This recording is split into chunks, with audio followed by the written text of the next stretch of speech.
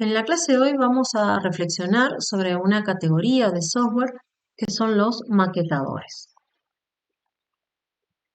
En particular, vamos a abordar este análisis eh, sobre esta categoría de maquetadores.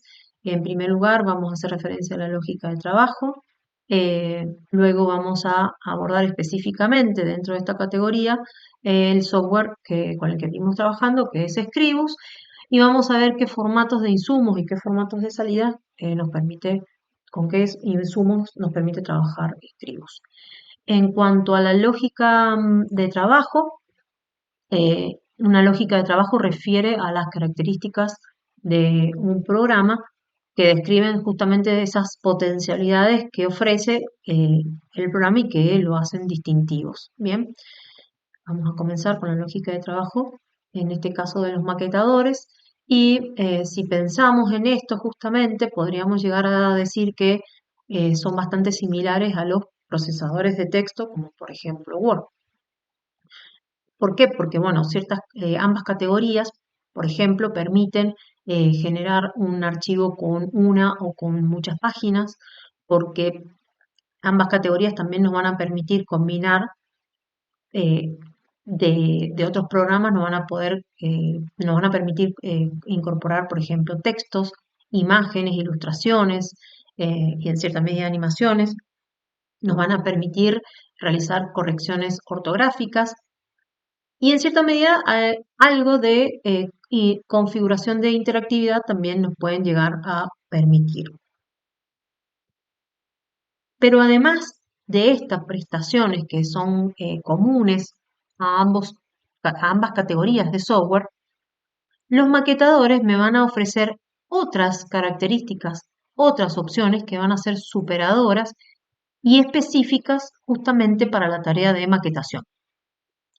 ¿Por qué? Porque me van a permitir, por ejemplo, usar herramientas que van a ser muy fiables para la composición.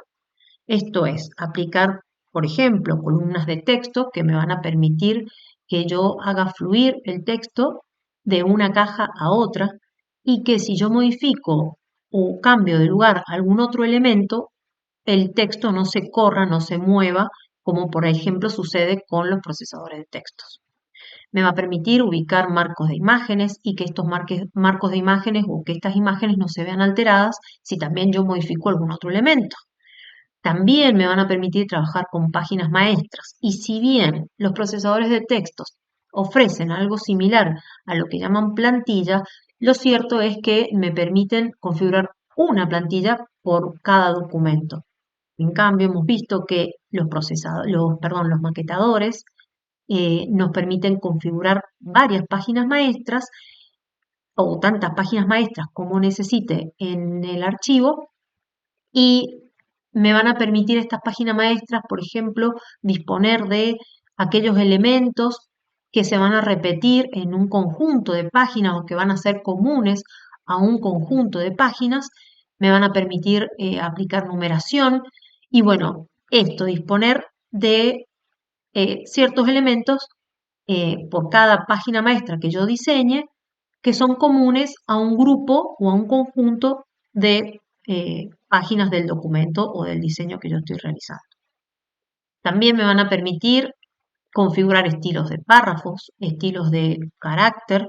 Estos son muy útiles porque cuando yo los aplico a ciertas o a una cantidad de texto, luego yo modificando solamente el estilo, esto se aplica inmediatamente en todas las cajas de texto que tengan ese estilo de párrafo aplicado o de carácter aplicado.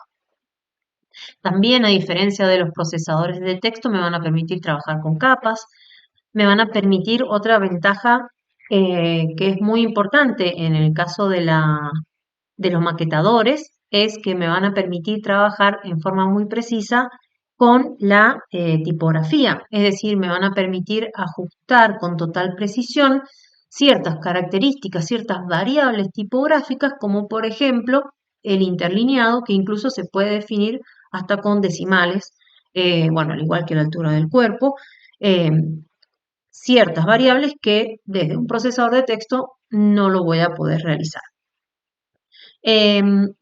También me va a permitir exportar archivos en diversos formatos, ya sea para ser impresos, para ser visualizados en monitor, o sea, en una pantalla, o publicados o enviados a través de Internet.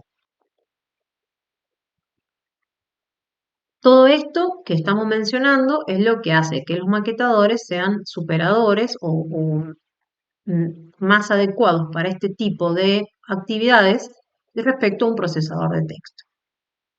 En cuanto a los insumos, me van a permitir vincular ciertos insumos sin incrustarlos. Por ejemplo, me van a permitir vincular fuentes tipográficas y mapa de bits.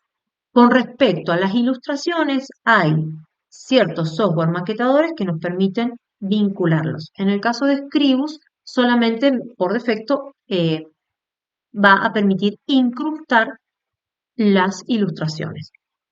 ¿Y qué es esto de vincular? Bueno, cuando yo vinculo un insumo, lo que va a suceder es que se va a guardar una ruta de ubicación entre donde se ubica el archivo de trabajo, supongamos el archivo .sla de Scribus, y dónde está ubicado y cómo se llama el insumo que está vinculado. Es decir, que el archivo no está colocado dentro de el archivo de construcción, ¿sí? O sea, el insumo no está colocado dentro del archivo de construcción, sino que está guardada una ruta que hace que en el archivo de maquetación, en el archivo de construcción, yo visualice ese insumo, pero que en realidad no esté agregándole peso a este archivo de construcción. Esto tiene como ventaja que, por ejemplo, puedo trabajar con una gran cantidad de insumos de mapa de bits, supongamos, sin que el peso se incremente excesivamente en el archivo de maquetación. Si imaginamos que estamos haciendo una maqueta de, supongamos, más de o cerca de 200 páginas, y es una maqueta en la que la publicación tiene, o el diseño tiene mucho contenido de imágenes de mapa de bit, fotografía.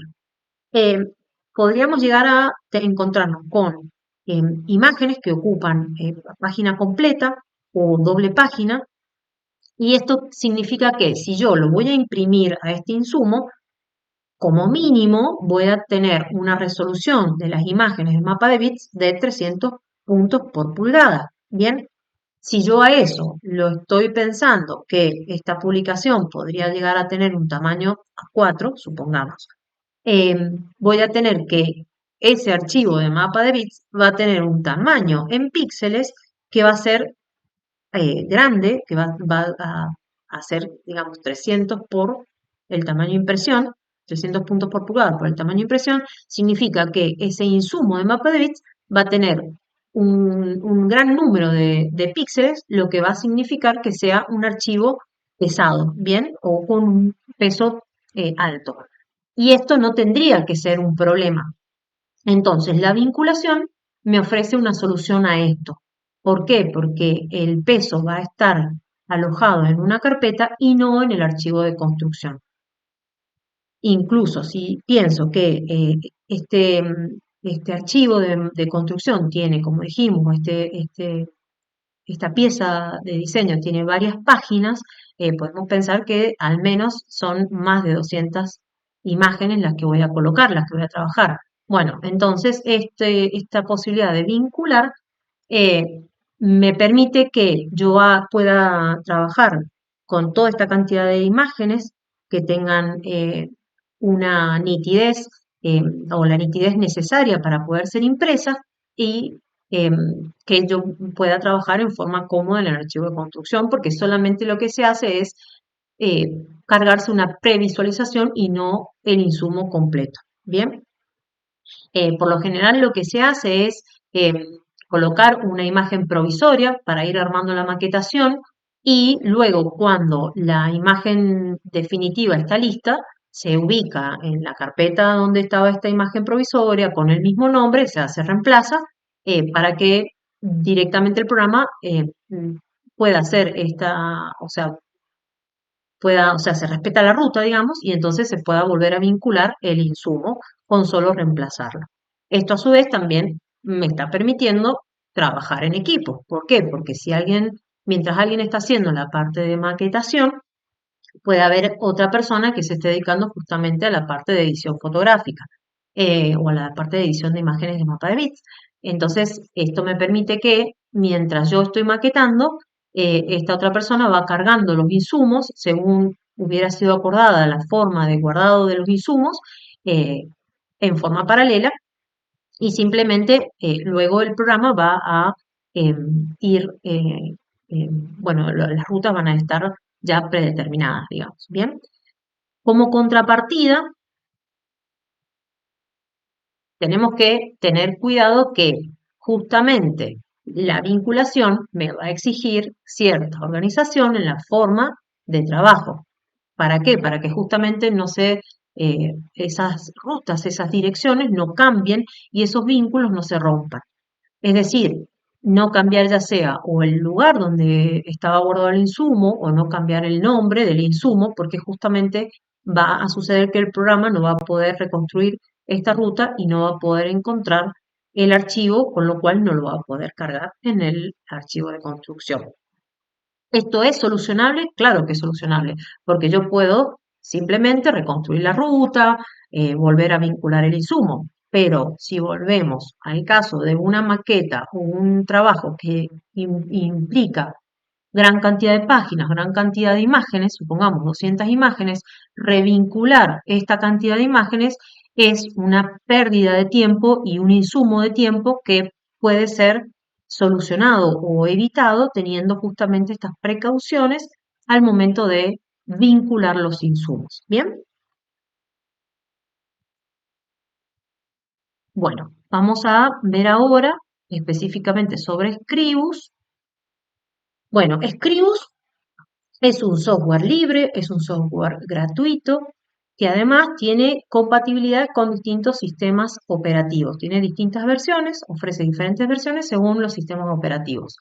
La recomendación es realizar la descarga desde el sitio oficial de Scribus y elegir aquella versión que es adecuada o acorde al sistema operativo que yo estoy utilizando. Cada documento de Scribus me va a permitir contener hasta 9.999 páginas. Si bien esta es una posibilidad, no desde el punto de vista de la seguridad informática, es conveniente, si yo tengo una gran cantidad de páginas, es conveniente repartir eh, en capítulos o los capítulos en distintos archivos para generar archivos con un menor número de páginas. Bien, a su vez, también Scribus me va a permitir generar algo que son los álbumes de recorte, que es algo similar a las bibliotecas, donde voy a poder guardar o contener formas dibujadas, es decir, imágenes vectoriales, otro tipo de imágenes, eh, algo que yo dibuje, supongamos que yo coloque, o que yo dibuje, digamos, en el mismo documento, elementos agrupados, texto, es decir, todos aquellos elementos que yo reutilice a lo largo del documento. Y también Scribus me va a permitir configurar la gestión de color, es decir, realizar gestión de color si tengo mi sistema calibrado. Bueno, con respecto a los formatos de insumo, Scribus admite importar texto eh, desde archivos con formato TXT, doc, ODT, entre otros. Con respecto a los gráficos de mapa de bits, admite formatos JPG, PNG, GIF, TIFF, PSD. Y con respecto a los gráficos, a las ilustraciones, a los gráficos vectoriales, va a permitir incrustar, o sea, colocar formatos SVG, WMF, AI y EPS.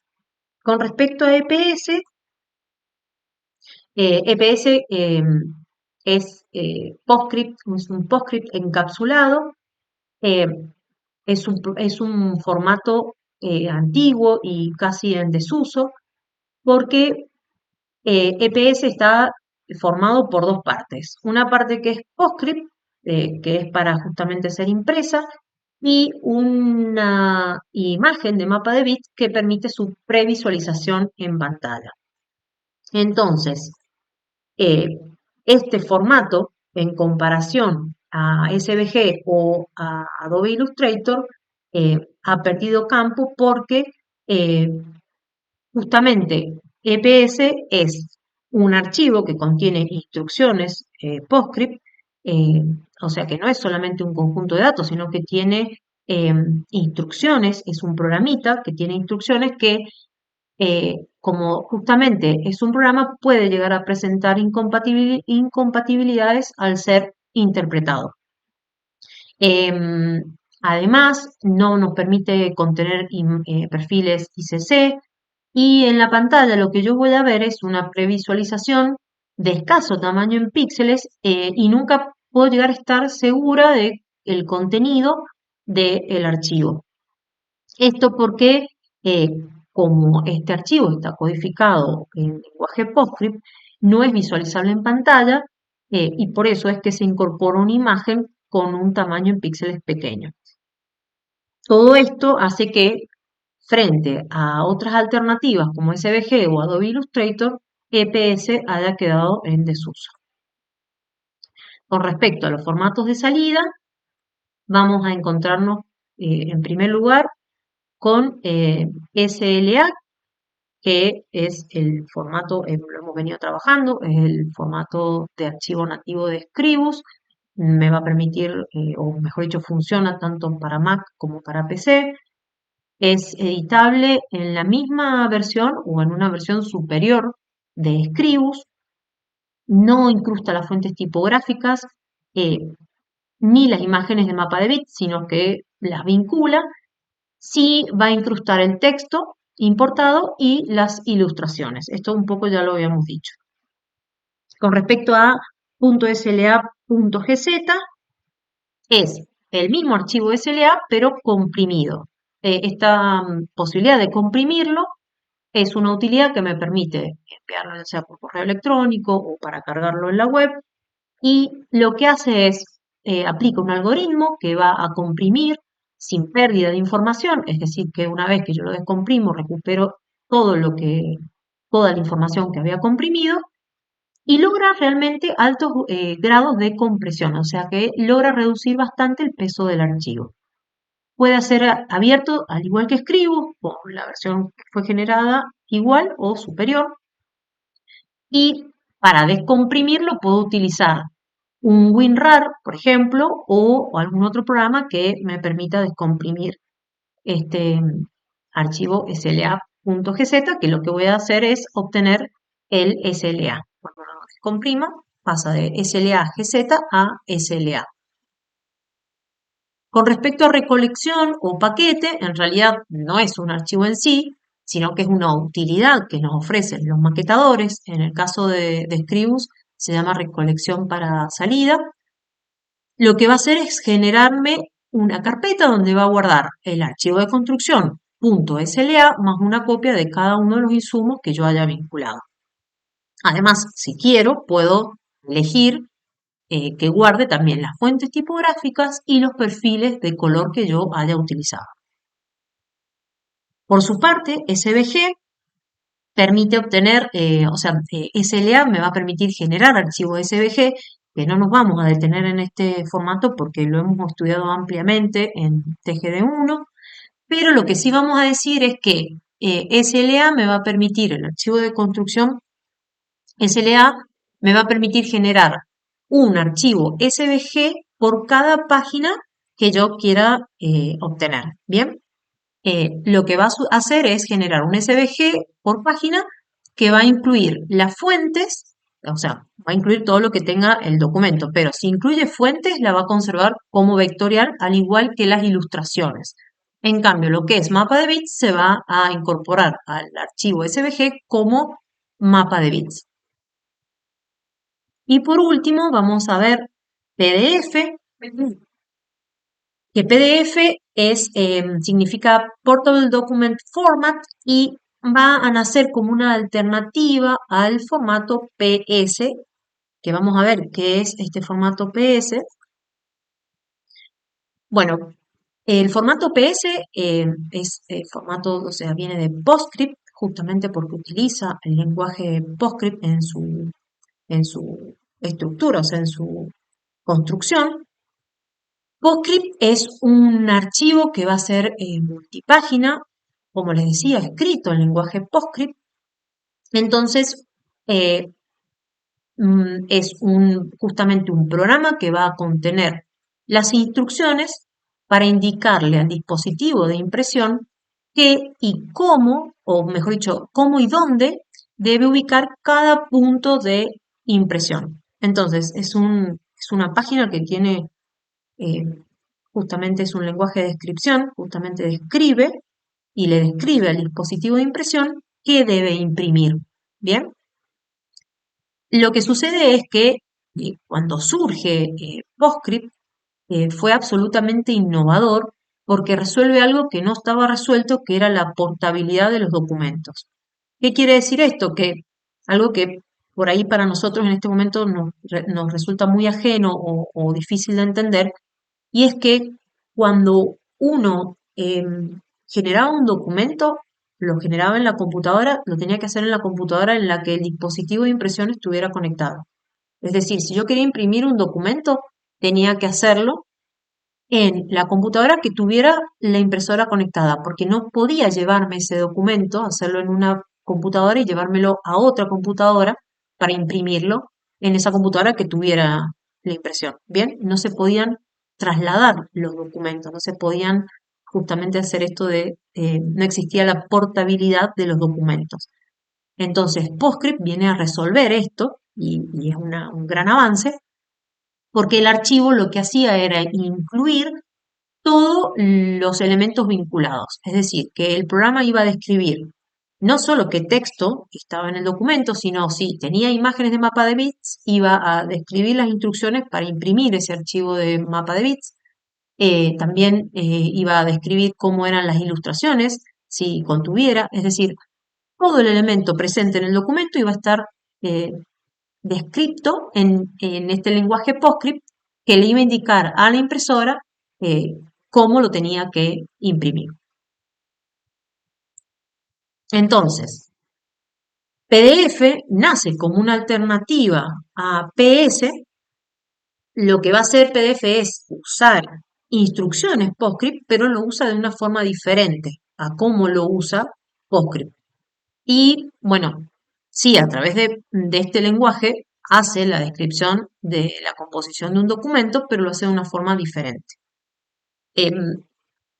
PDF me va a permitir, además de textos y gráficos, me va a permitir también contener elementos interactivos como hipervínculos, anotaciones, campos de formularios, me va a permitir también tener capas y hasta incrustar videos. Si bien no es una posibilidad desde Scribus, PDF sí permite contener videos. Además, PDF me va a permitir eh, configurar lo que son los metadatos, como por ejemplo contener firmas digitales, archivos adjuntos y otros datos que se consideran metadatos. ¿Y qué son los metadatos? Bueno, van a ser datos que van a acompañar al archivo y que son legibles por el sistema por el sistema operativo. Es decir, son datos de información que es legible por el sistema operativo. En 2008 PDF se estandariza como una norma ISO y desde entonces no se exige regalías para su implementación. Es decir, que si un fabricante de software decide incluir la posibilidad de que su programa lea PDF o que genere, exporte PDF, no debe pagarle regalías a Adobe por esto. Y esto es porque justamente como se trata de una norma ISO que es pública, Adobe no puede cobrar regalías por el uso de PDF. Para la visualización de los PDFs tenemos que tener instalado un visualizador de PDF, como por ejemplo puede ser Acrobat Reader, Foxit y existen otros. Incluso existen aplicaciones en Internet que me permiten no solo leer, sino modificar y hacer o editar PDFs. También, bueno, esto que se pueden visualizar desde los navegadores. PDF es multiplataforma, puede ser legible tanto en Windows, en Linux, en Macs. Va a incrustar los archivos de mapa de bits y las ilustraciones. O sea, más allá de cómo yo genere, supongamos, mi maqueta en Scribus, ya sea que la vincule o que la incruste, PDF va a incrustar estos insumos, este tipo de insumos. Y puede también incrustar las fuentes si la licencia de las fuentes lo permite. Bien. Otra ventaja de PDF es que mantiene inalterable la composición de las páginas, más allá de en qué sistema operativo o en qué plataforma yo lo esté visualizando. Generar un archivo PDF a mí me garantiza que no se van a modificar o no van a sufrir cambios el contenido que yo haya dispuesto en ese PDF. Admite ser protegido con contraseñas de apertura, de edición o de ambas, o una combinación de ellas. Lo cierto es que a su vez también existen en Internet aplicaciones que me decodifican esas contraseñas y permiten abrir o editar el PDF, incluso habiéndolo protegido con una contraseña. Em, si el PDF no está protegido, eh, puede ser editado en Adobe Illustrator o en Inkscape, página por página. Es decir, yo abro un PDF, o mejor dicho, quiero importar un PDF multipágina en Inkscape y el programa me va a preguntar qué página quiero abrir. Es decir, voy a poder abrir de a una página de este PDF para poderlo editar en estos softwares, ya sea Illustrator o Inkscape. Otra de las ventajas de PDF es que ha desarrollado estándares o variantes de este formato con funcionalidades muy específicas. Por ejemplo, este estándar PDFX, que la X viene de Exchange, que significa intercambio, lo que me va a permitir es este estándar, que también está regulado por normas ISO, va a restringir lo que se puede usar en un archivo PDF y al hacerlo lo que va a hacer es justamente limitar aquellas funciones que tienen sentido dentro de un flujo de impresión de alta calidad. Es decir, va a eliminar todo o no va a permitir, mejor dicho, que esté dentro de ese PDF X todo aquello que no pueda o que no tenga sentido dentro de una impresión de alta calidad. Lo que va a intentar es garantizar, o lo que trata con esta norma ISO es garantizar que la impresión, perdón, resulte conforme a lo previsto y va a tener valor de contrato con aquella imprenta que reciba PDFX. ¿Qué quiere decir esto? Que si yo exporto o genero un PDFX y lo llevo a una imprenta que certifica o que recibe este tipo de normas ISO, eso tiene valor de contrato. Es decir, que la casa de impresión me tiene que garantizar que todo lo configurado en ese PDFX salga tal cual estuvo configurado, digamos. Bien. A su vez, el PDFX tiene subvariantes, es decir, existe PDFX1, PDFX3, PDF4 y otros. Y las diferencias entre cada una de estas variantes, o sea, si bien existen diferencias entre cada una de estas variantes, todas a la larga apuntan justamente a poder garantizar impresiones de alta calidad en imprenta. Bien, o sea, van a haber ciertas diferencias entre estas variantes de PDFX, pero el fin último de este estándar es garantizar impresiones de alta calidad en imprenta y que están justamente con valor en aquellas casas de impresión que reciben o que certifican esas normas ISO. Bien. Otro estándar de PDF es el PDFA, que también es un estándar que certifica normas ISO. Y este estándar responde a la necesidad de la conservación de información en documentos electrónicos a través de largos periodos de tiempo. Es decir, que yo necesito, va a servir este estándar para aquellos documentos electrónicos que yo necesite que sean legibles dentro de 20, 30, 50 años, sin importar en qué sistema operativo o en qué programa se abra. Bien, por ejemplo, si yo tengo un contrato de sociedad anónima en una empresa, eh, yo tengo que tener la posibilidad de abrirlo dentro de X cantidad de años sin la necesidad de que sufra o que este documento electrónico, o sea, que este documento electrónico todavía pueda ser eh, abierto y pueda ser legible más allá del sistema operativo de lo que haya cambiado. Entonces, lo que va a hacer es guardar todas aquellas características mínimas para que ese documento en cierta cantidad de años lo mismo pueda ser abierto y legible. PDF de Describus. Por último, vamos a ver qué voy a poder configurar, qué variables voy a poder configurar desde Scribus para el momento de generar un PDF. Me va a permitir Scribus revisar si el archivo que yo estoy generando cumple, por ejemplo, con el estándar PDFX y algún otro estándar que yo quiera, o sea, otras posibilidades, esto que hablábamos de las variables.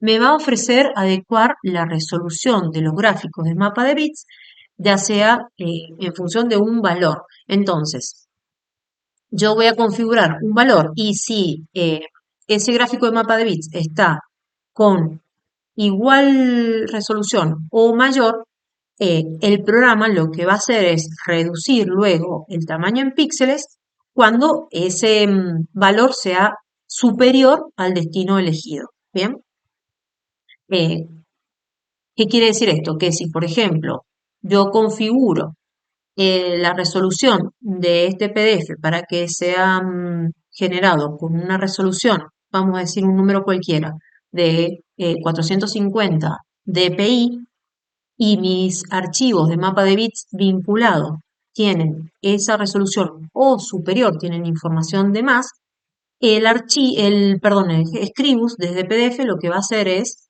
em, eliminar esos datos en píxeles que están excediendo para ajustarlo al destino que ha sido elegido, que es, en este caso, supongamos de 450 puntos por pulgada. También me va a ofrecer elegir el tipo y el grado de compresión de los gráficos de mapa de bits. Si voy a querer compresión con pérdida, compresión sin pérdida de información. Me va a permitir incrustar las fuentes usadas, siempre y cuando, como dijimos, las fuentes lo admita. Y también me va a permitir pasar a trazos, o sea, vectorizar los textos que yo necesite vectorizar. Me va a permitir asignarle, como dijimos, contraseñas para restringir ciertos permisos y también me va a permitir elegir la gestión de color según el destino que yo necesite utilizar. Muy bien. Por último, les compartimos la bibliografía de esta presentación y con esto hemos finalizado esta clase teórica.